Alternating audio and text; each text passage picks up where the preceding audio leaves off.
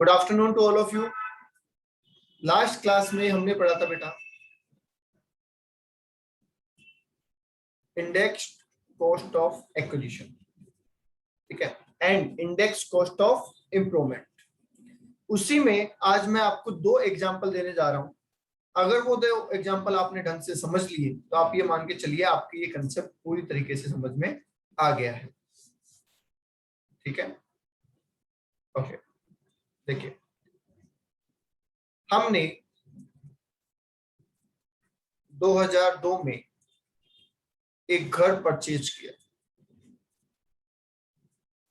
ठीक है। हमने 2002 में एक घर परचेज किया, कितने रुपए का? 5 लाख रुपए, राइट, ठीक है। और हमने वो घर सोल्ड कर दिया 2020-21 में at the rate 80 lakh rupees, okay, ठीक है। अब हमें बोला गया कि जब सेल प्राइस आज की है तो परचेज प्राइस 2002 की क्यों ले? क्योंकि इतने दिन में पैसे की वैल्यू बदल गई होगी, इन्फ्लेशन बढ़ गया होगा। तो अगर आप फेयर कंपैरिजन चाहते हैं और एक्चुअल प्रॉफिट निकालना चाहते हैं तो आप इन 5 लाख रुपए की आज की वैल्यू फाइंड आउट कीजिए, राइट। हम इसको ऐसे भी कह सकते हैं कि मैंने मेरे 5 लाख रुपए 2002 में इन्वेस्ट किए थे, अगर वो आज मेरे पास होते तो उनकी वैल्यू कितनी हो, ठीक है। तो दैट्स वाई मुझे उसकी आज की वैल्यू चाहिए और फिर ही मैं एक्चुअल प्रॉफिट निकाल पाऊंगा, राइट। तो इसके लिए हमें इस प्राइस को, इस 5 लाख रुपए को कहां लेके जाना पड़ेगा? यहां, ठीक है। और इस प्राइस को यहां पे ले जाने की इसी प्रोसेस को, इसी पूरी प्रोसेस को हम क्या कहते हैं? इंडेक्सेशन कहते हैं, राइट, ओके। अब सवाल आता है कि सर ये हम करेंगे कैसे? तो इसके लिए मैंने आपको एक फॉर्मूला लिखाया था, याद है? कॉस्ट मल्टीप्लाई बाय सी आई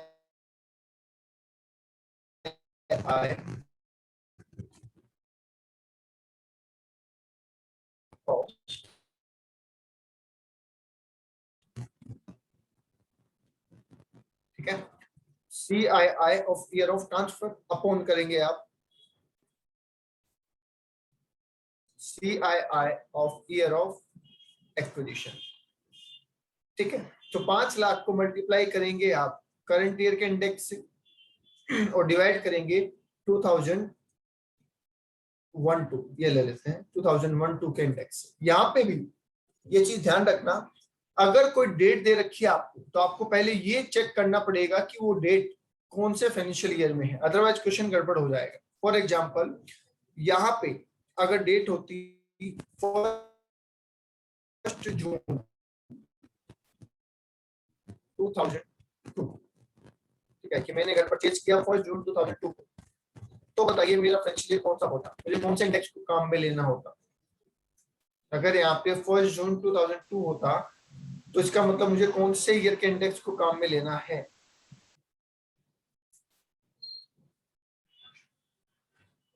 हम लेते 2002, सही, बिल्कुल ठीक है, 2002-3, यस।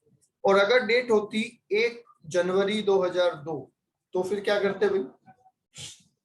हम लेते 2001-2, यस। तो इससे भी बहुत बड़ा फर्क पड़ेगा आंसर पे, तो ये चीज आप ध्यान रखिए, राइट, ओके। अब आपने कहा सर ये तो 1-2 की बात कर रहा है, तो हम यहाँ पे कर सकते हैं। हमें इंडेक्स नंबर कैसे पता चलेंगे? क्या हमें इंडेक्स नंबर याद करना है? तो उसका आंसर सुन लीजिए। आपको एक तो करंट ईयर का, प्रीवियस ईयर का इंडेक्स नंबर जो कि 2020-21 है वो आपको याद होना चाहिए, विच इज 301। कितना है? 301। और एक हमारा बेस ईयर जो कि है 2001-2, ठीक है। और उसका प्रीवियस ईयर कितना है, उसका इंडेक्स नंबर कितना है? 100, राइट, ठीक है। तो यहाँ पे हम क्या ये कर दें कि 5 लाख मल्टीप्लाई बाय 301 अपॉन 100,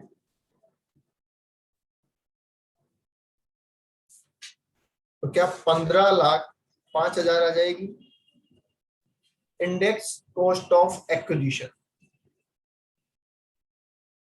बोलिए, ये वाला पॉइंट क्लियर है सभी के? यस सर, ये पॉइंट क्लियर है, इसमें हमें कोई डाउट नहीं है। It's our first example. अब आते हैं हम सेकंड एग्जांपल पे, ठीक है? चलिए सेकंड एग्जांपल भी देखना है।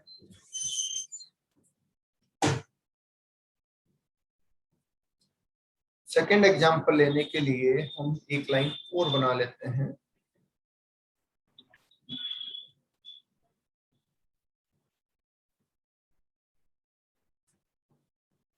ओके, इसमें भी हम एक घर परचेज कर लेते हैं और डेट लेंगे हम उस घर की 1996 और एट द रेट 4 लेंगे। हमने 1996 में घर परचेज किया 4 लाख रुपए में, और उस घर को भी हमने सोल्ड किया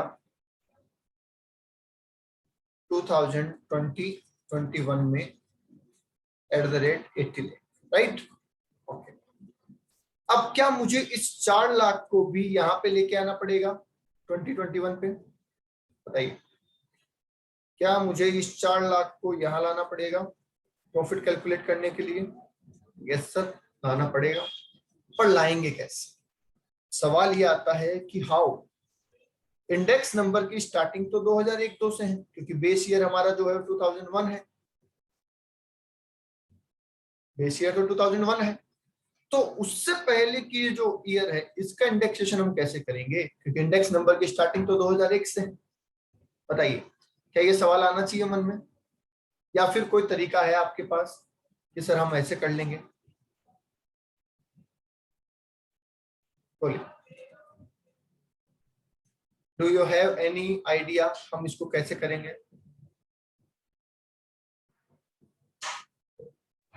बोलो, यस और नो।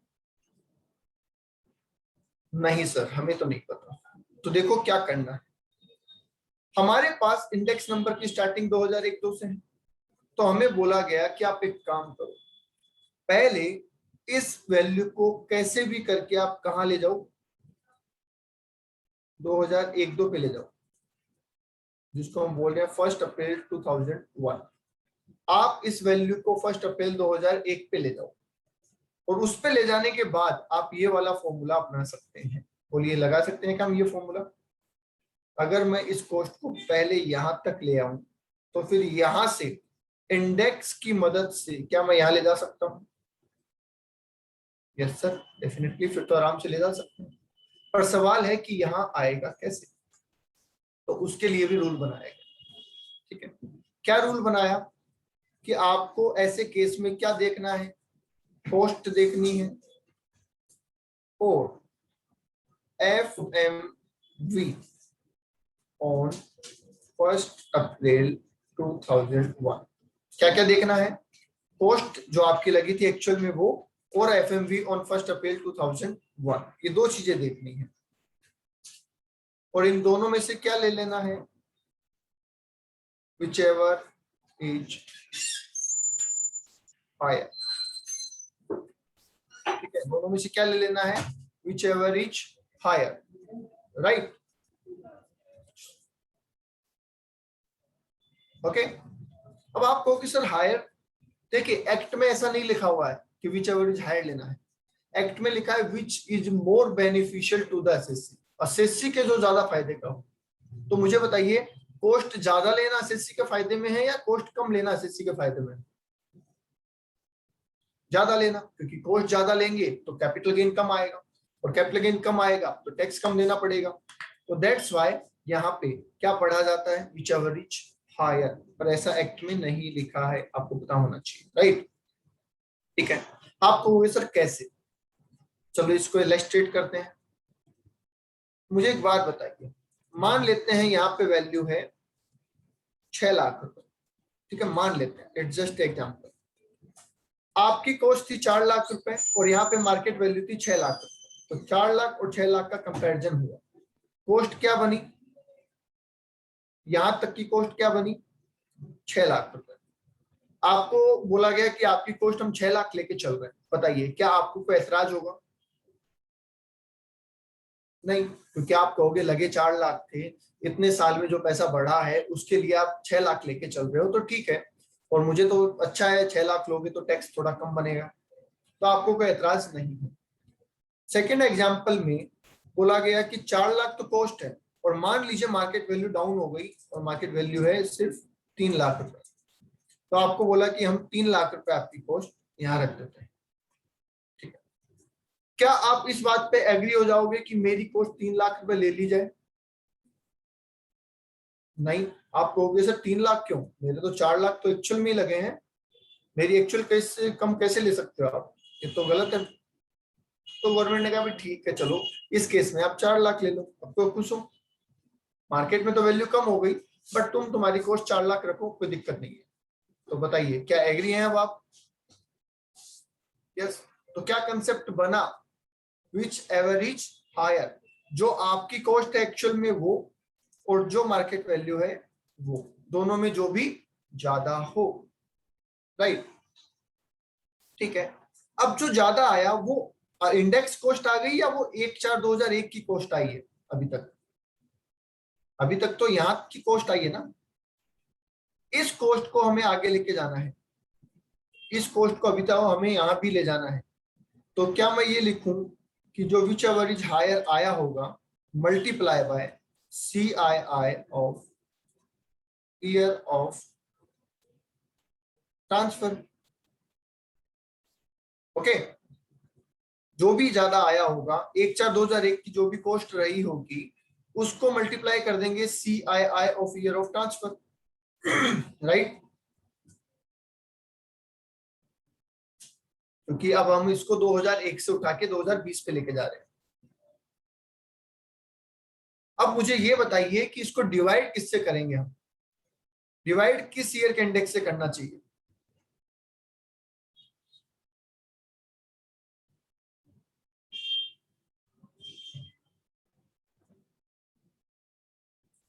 बिल्कुल 2001 क्योंकि जिस साल के वैल्यू है उसी साल से तो डिवाइड करनी है। जब हम 1-2 की वैल्यू निकाल चुके हैं तो 1-2 वाले से डिवाइड करके और करंट वाले से मल्टीप्लाई, प्रीवियस ईयर से मल्टीप्लाई करके और वैल्यू निकाल दो। Okay,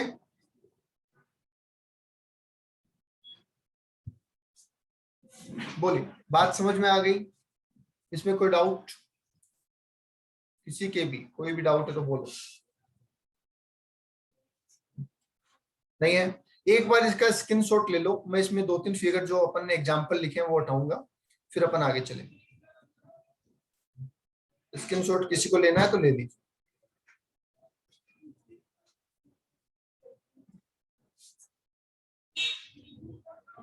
okay,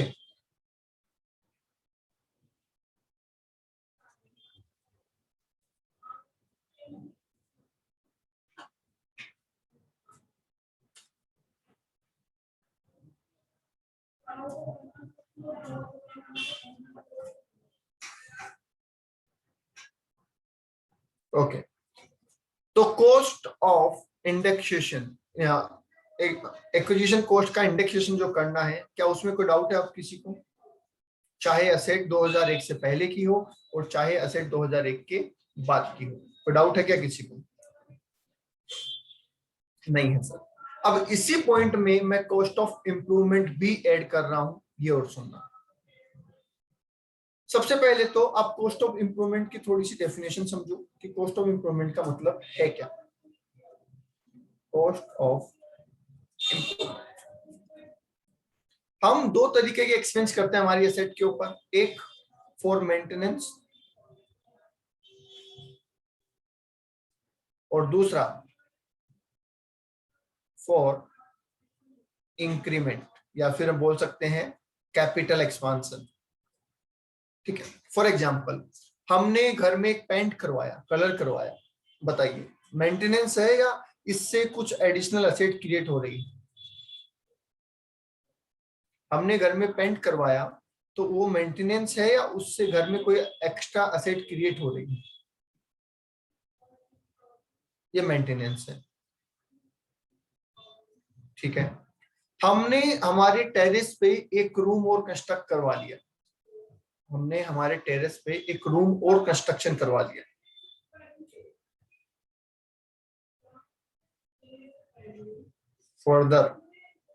further construction. तो कैपिटल इंप्रूवमेंट कौन सा है? ये वाला,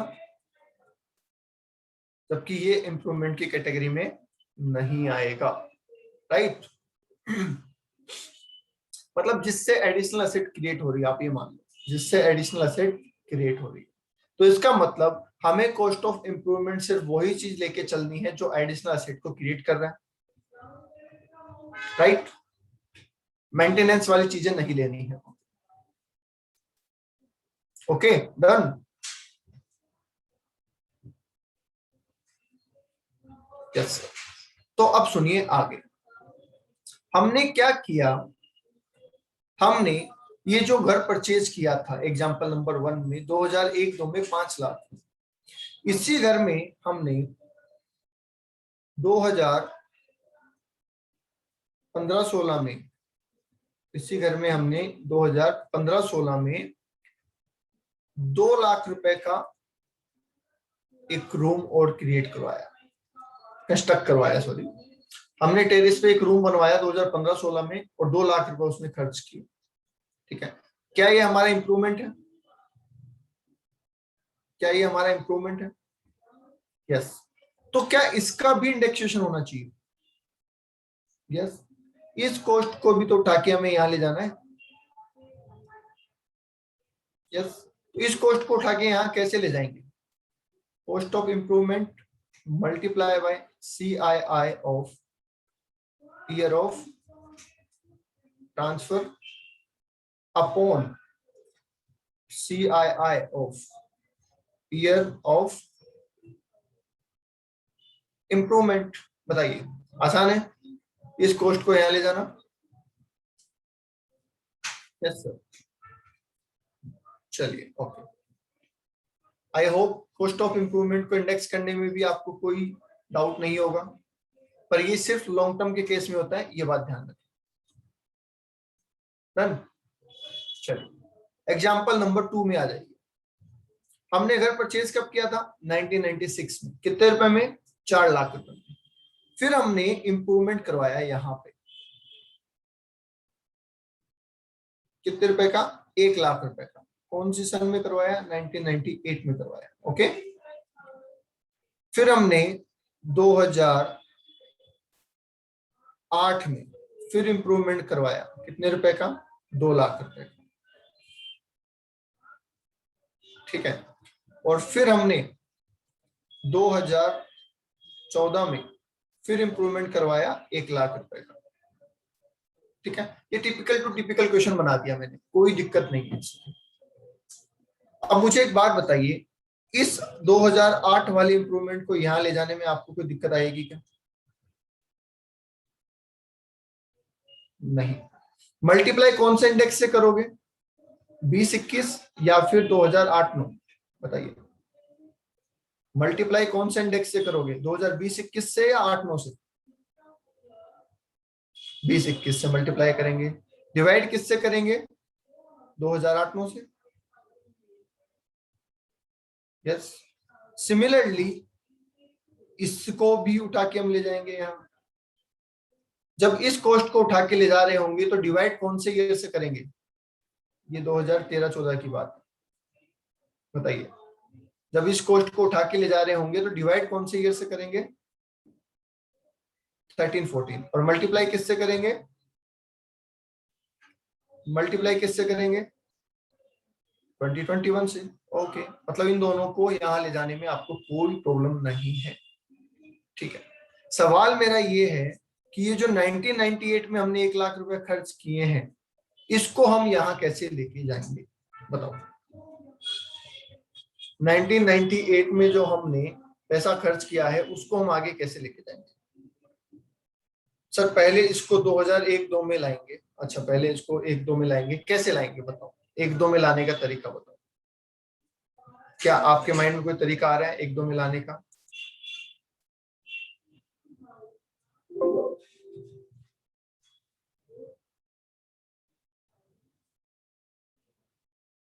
बोलिए, क्या 2001-2 में लाने का कोई तरीका आ रहा है?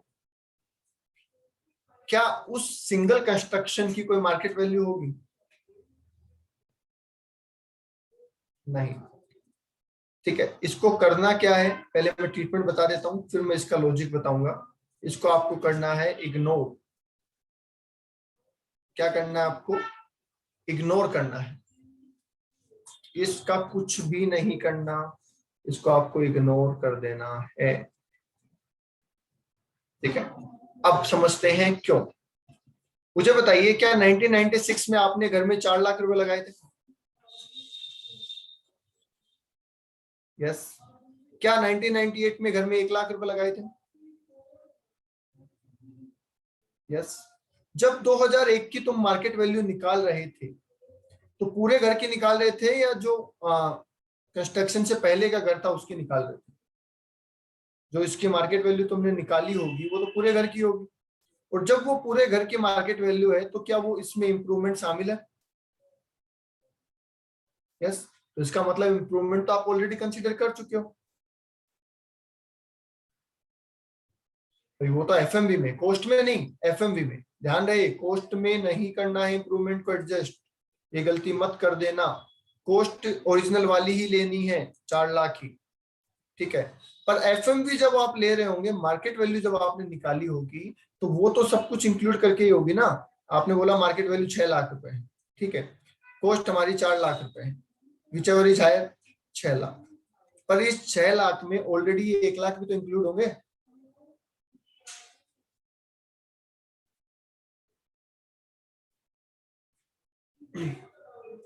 समझ गए? तो ये बात ध्यान रखना, कॉस्ट से छेड़छाड़ नहीं करनी है हमें। 1/4/2001 से पहले का जो इंप्रूवमेंट है उसको इग्नोर कर देना है, क्योंकि वो मार्केट वैल्यू में कवर हो जाता है अपने आप।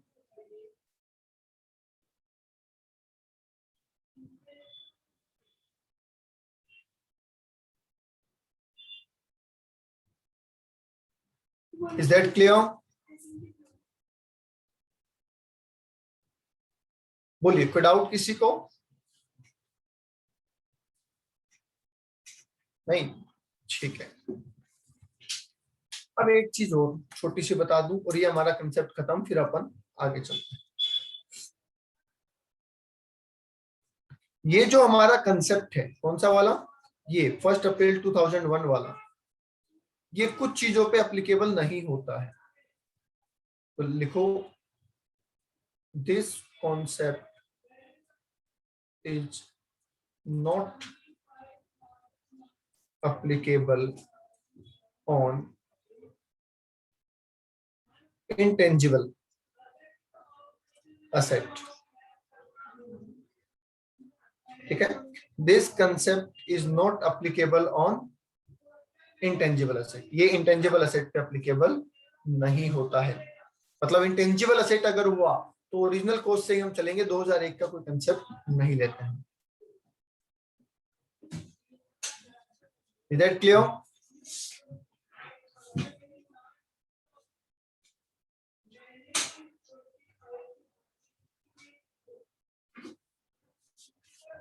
एग्जाम्पल गुडविल, अगर आपने पहले कोई गुडविल ली है, ठीक है, वो आप बेच रहे हैं, कोई पेटेंट है आपके पास 1990 का, और उसको अगर आप बेच रहे हैं, तो उसके लिए उस टाइम की ही कॉस्ट जो भी है वो लेनी है।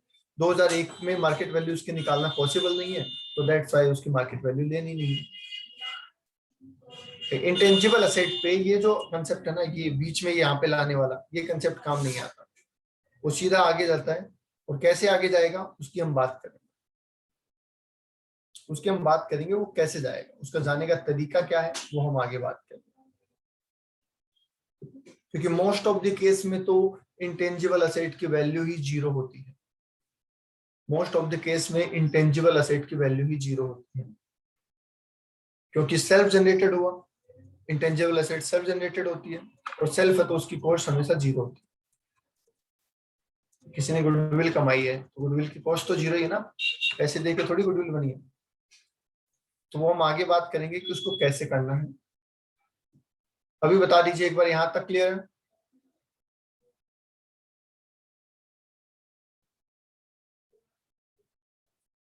ओके। अब आते हैं हम आगे। अब आगे सुनिए, आगे हमें 3 चीजों पे फोकस करना है, या 4 मान लीजिए। पहला, सेल कंसिडरेशन, राइट। दूसरा हमें फोकस करना होता है cost of acquisition, cost of acquisition. तीसरा हमें फोकस करना होता है होल्डिंग पीरियड, ठीक है। और चौथा हमें करना होता है टैक्सेबिलिटी, ठीक है। मतलब क्या है सर इसका? मतलब समझो और सुनो। सेल कंसिडरेशन का सीधा सीधा मतलब क्या है कि हमने जो असेट ट्रांसफर करी उसके बदले में हमें क्या मिला, क्या ये मतलब है? हमने जो असेट ट्रांसफर करी उसके बदले में क्या मिला? क्या जरूरी है कि ये कंसिडरेशन हमेशा कैश में मिलेगा? काइंड भी तो मिल सकता है, यस सर, काइंड भी हो सकता है। तो कैश अगर मिला है तो कैश, काइंड अगर मिला है तो काइंड, और दोनों अगर मिले हैं तो दोनों का टोटल, ये आपको लेना है। अब सर काइंड में कैसे लेंगे? तो काइंड के लिए आपको क्या लेना पड़ेगा? मार्केट वैल्यू, ठीक है। मान लीजिए आपने एक घर बेचा किसी को, और उस घर के बदले में सामने वाले ने आपको शेयर्स दिए, ठीक है। कितने शेयर दिए? आप बोलोगे सर 1000 शेयर दिए SBI के, ठीक है, और हमारा घर उसने ले लिया। अब आपको कोई पूछे भैया सेल कंसिडरेशन कितना था या घर कितने में बेचा, कैसे बताओगे? आपको तो शेयर मिले हैं मतलब, बोलो। तो क्या आप ये बोलोगे कि 1000 शेयर की मार्केट वैल्यू आज कितनी है? 2400 रुपए है। तो 2400 रुपए एक शेयर का, तो इसका कितना? 24 लाख रुपए। इसका मतलब मैंने 24 लाख रुपए में अपना घर बेचा है। तो काइंड का मतलब कोई भी चीज, और चीज का मतलब आप उसकी मार्केट वैल्यू को अपना कंसिडरेशन लेंगे, राइट। कई बार ये दोनों चीजें भी हो सकती हैं, कई बार एक हो सकता है। तो जैसा भी केस होगा हमें उस हिसाब से चलना है। Is that clear?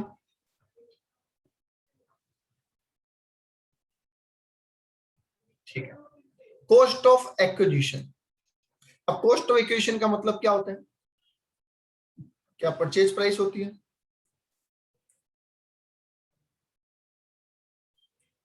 यस। क्या कंस्ट्रक्शन कॉस्ट हो सकती है? अगर कोई चीज हमने परचेज नहीं की, कंस्ट्रक्शन की है, तो क्या कंस्ट्रक्शन हो सकती है? Yes sir.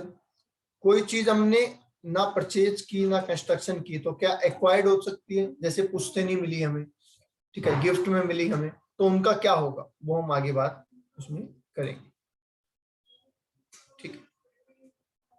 ओके। जनरली जितने में हमने वो असेट ली वो हमारी कॉस्ट ऑफ एक्विजिशन। बोलिए यस और नो।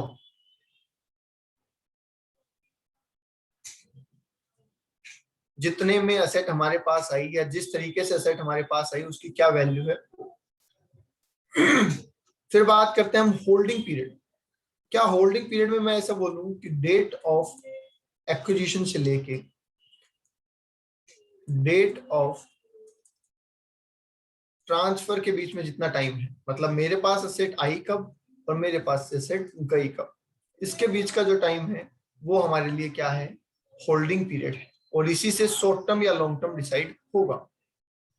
अगर ऐसा कहा जाए तो क्या ठीक है? हाँ सर, ठीक है, डन। और नेक्स्ट और लास्ट पॉइंट हमारा है टैक्सेबिलिटी, जिसमें जनरली तो हम ये बोलते हैं कि टैक्सेबिलिटी प्रीवियस ईयर में होती है। हमने ट्रांसफर प्रीवियस ईयर में किया है तो टैक्सेबिलिटी भी प्रीवियस ईयर में। पर जो एक्सेप्शन हमने बोले थे, वैसे कुछ एक्सेप्शन होते हैं जिनमें टैक्सेबिलिटी प्रीवियस ईयर में ना होके किसी और पॉइंट पे होती है। जनरली रिसिप्ट पे होती है, जब पैसा मिल जाता है, ठीक है। तो फॉर एग्जांपल मैंने रिसिप्ट लिख दिया है, वैसे और भी चीजें इसमें है तो हम बात करते हैं। तो चारों टर्म का बेसिक मीनिंग, फिलहाल डिटेल में नहीं जाना है, फिलहाल बेसिक मीनिंग पे जाना है। क्या चारों टर्म्स का बेसिक मीनिंग समझ में आ गया आपको? सेल का मतलब हमारी एसेट के बदले में हमें जो मिला, ठीक है। मॉनेटरी है तो मॉनेटरी वैल्यू ले लो, मॉनेटरी नहीं है तो एफएमवी ले लो। कॉस्ट ऑफ एक्विजिशन, हमने एसेट कितने में परचेज की, कंस्ट्रक्ट की, एक्वायर की, ठीक है। होल्डिंग पीरियड, जिस दिन हमारे पास एसेट आई वहां से लेके जिस दिन एसेट गई उसके बीच का time. Taxability generally previous year में है, पर कुछ एक्सेप्शनल केसेस में अलग अलग ईयर में हो सकती है। बता दो, यहां तक बात समझ में आती है?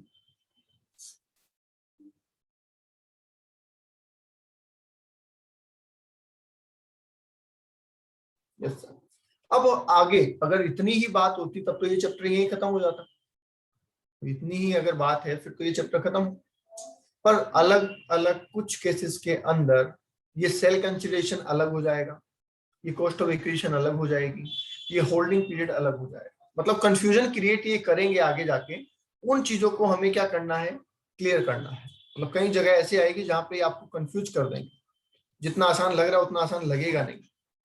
तो फिर उस केस में हमें क्या करना है वो चीज हमें पता करनी है। आपको याद है हमने एक पॉइंट पढ़ा था सैलरी में, ईएसओपी। मैं एग्जांपल बता रहा हूं इसका।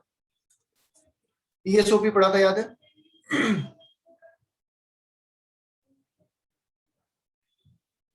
यस, सैलरी वाले चैप्टर में।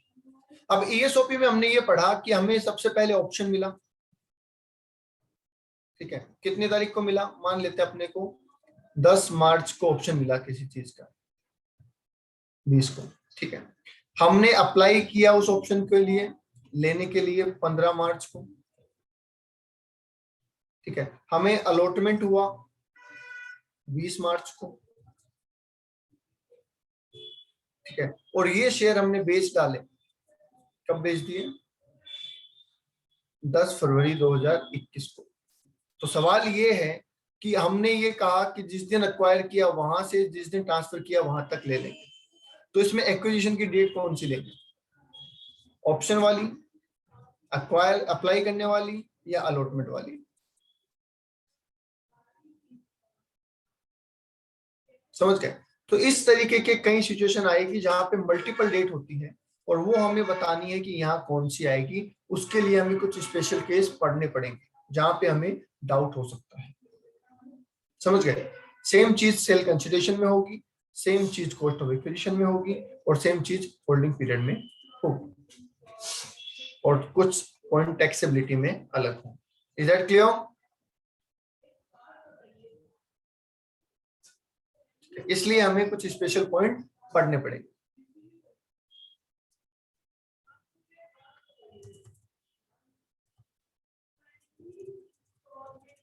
चलिए अब हम पढ़ते हैं एक और सेक्शन बीच में। मैं पहले पूरा बैकग्राउंड बना रहा हूं आपका, ताकि बाद में आपको ये सब चीजें आसान लगने लग जाए। एक बार मुझे पहले बता दो, यहां तक कैपिटल गेन में हमने जितना पढ़ा है, कैपिटल एसेट क्या होती है, क्या नहीं होती है, ट्रांसफर क्या होता है, क्या नहीं होता है, वो सब चीजों में कोई डाउट है तो बोलो। क्या वो क्लियर है यहां तक की सारी बातें? ओके। कुछ लोग अभी भी रेगुलर क्लासेस नहीं ले रहे हैं, मैं उन्हें बोल दूं कि बेटा ये चीजें फिर बाद में समझ नहीं आने वाली है, ठीक है। जिसमें कौन कौन है? मनीष बिल्कुल रेगुलर क्लास नहीं ले रहे हैं, ठीक है। अभी विष्णु नहीं है, अभिनव नहीं है। बहुत से बच्चे ऐसे जो क्लास रेगुलरली नहीं ले रहे हैं। It can be very very problematic when you are doing revision, ठीक है। ईएसओपी वाला सिर्फ एग्जांपल दिया था बेटा। अभी हमने क्या बोला कि कई केस ऐसे आएंगे जहां पे मल्टीपल डेट के बीच में आपके पास कंफ्यूजन होगा कि हम कहां से होल्डिंग पीरियड स्टार्ट करें और कहां पे एंड करें। मल्टीपल अमाउंट में से आपके पास कंफ्यूजन होगा कि मैं कॉस्ट ऑफ एक्विजिशन कौन सी लूं कौन सी ना लूं। मल्टीपल अमाउंट में से सेल कंसिडरेशन छांटना पड़ेगा। तो उस टाइम पे अलग अलग केस में सेल कंसिडरेशन क्या होता है, कॉस्ट ऑफ एक्विजिशन क्या होती है, होल्डिंग पीरियड कहां से कहां तक होता है, इन चीजों को हम आगे स्पेशल केस में अलग से समझेंगे। दैट्स वाई हमें इन पॉइंट को डिटेल में पढ़ने की जरूरत है। समझ गए? मतलब इनके बेसिक मीनिंग से काम नहीं चलेगा, हमें इनको डिटेल में भी लेके जाना पड़ेगा। ये बात आपको वहां पे समझाई गई। सेक्शन आता है 47। सेक्शन 47 कहता है कि सर्टेन ट्रांजैक्शन आर नॉट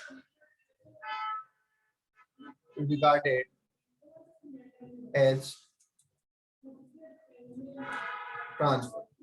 कुछ ट्रांजैक्शन ऐसे हैं जिन्हें ट्रांसफर नहीं माना, और ट्रांसफर नहीं माना तो कैपिटल गेन हो सकता है क्या? बताइए।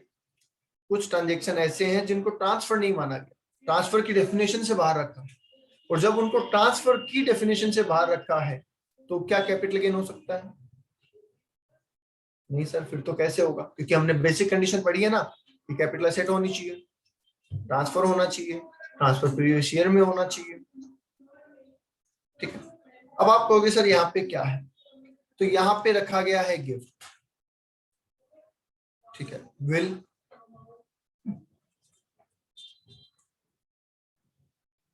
इनहेरिटेंस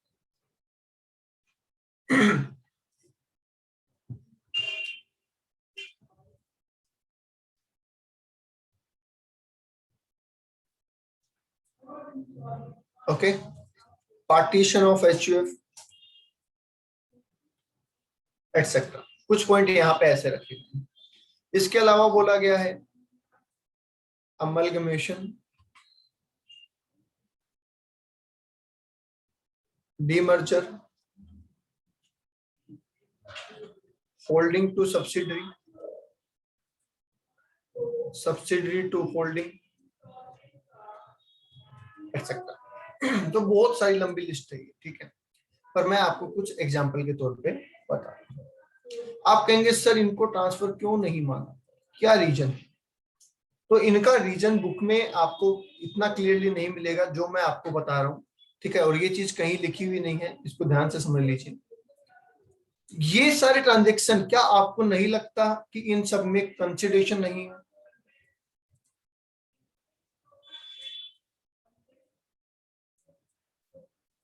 बताइए, क्या आपको नहीं लगता इन सारे ट्रांजेक्शन में कंसिडरेशन मिसिंग है कहीं ना कहीं?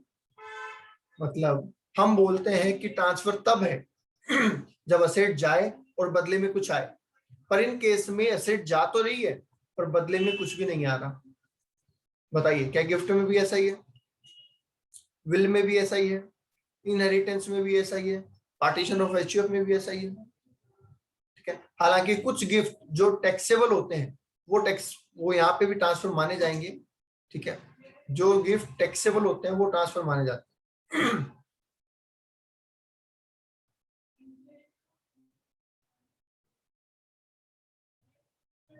वो ट्रांसफर माने जाते हैं किसके लिए? कॉस्ट ऑफ इक्वेशन निकालने के लिए। बाकी उन पे कैपिटल गेन नहीं लगेगा, आप ये ध्यान रखना, गिफ्ट वाले केस में कैपिटल गेन कभी नहीं लगेगा, और उसकी कॉस्ट निकालने का तरीका आगे चेंज होगा। टैक्सेबल गिफ्ट का अलग होगा और टैक्स फ्री गिफ्ट का अलग होगा, कॉस्ट निकालने का तरीका अलग होगा। ट्रांसफर नहीं है, दोनों ही नहीं है, ये ध्यान रखना, ना टैक्सेबल गिफ्ट ट्रांसफर है ना टैक्स फ्री गिफ्ट ट्रांसफर है। वो नहीं नहीं, वो चीजें नहीं है, अभी उसमें मत आओ आप, वो तो आप डिटेल प्रोविजन में चले गए।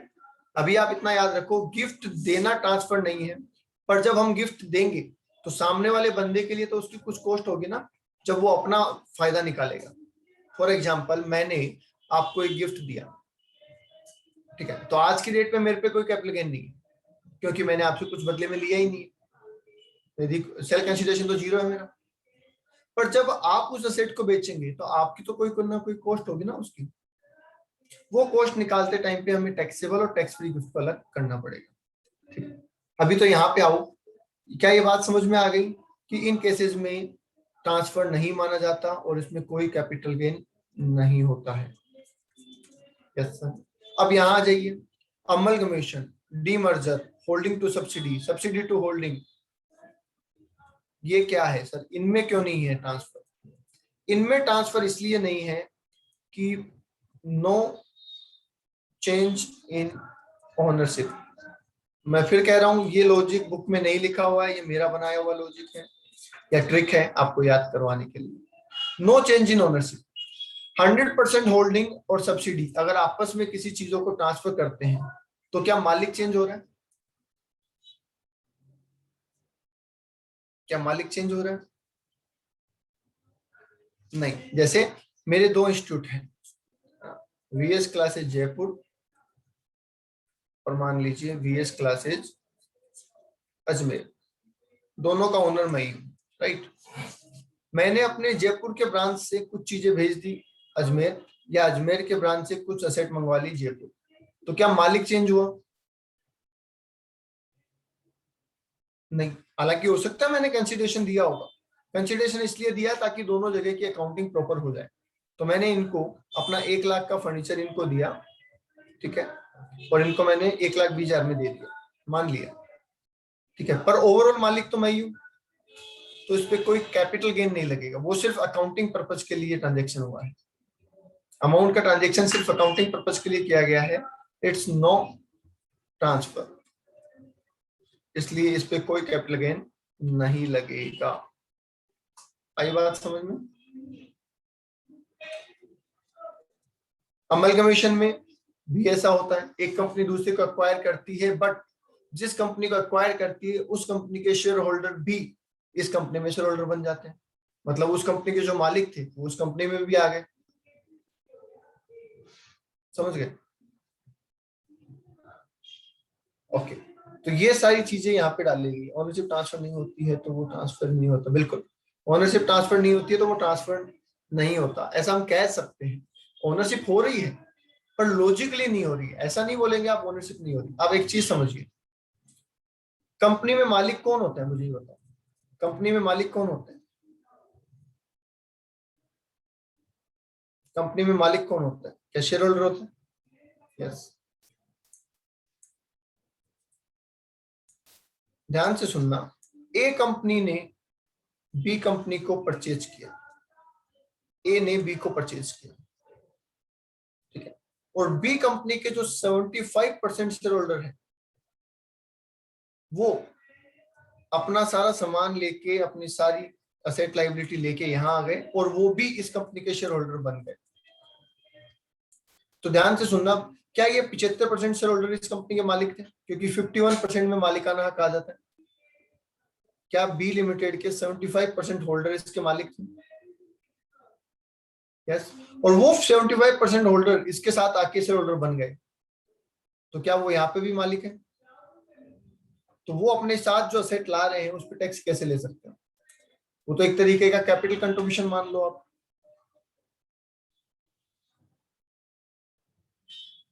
समझ गए?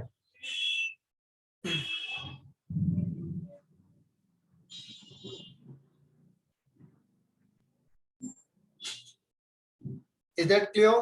बता दो एक बार, यहां तक कोई डाउट किसी के?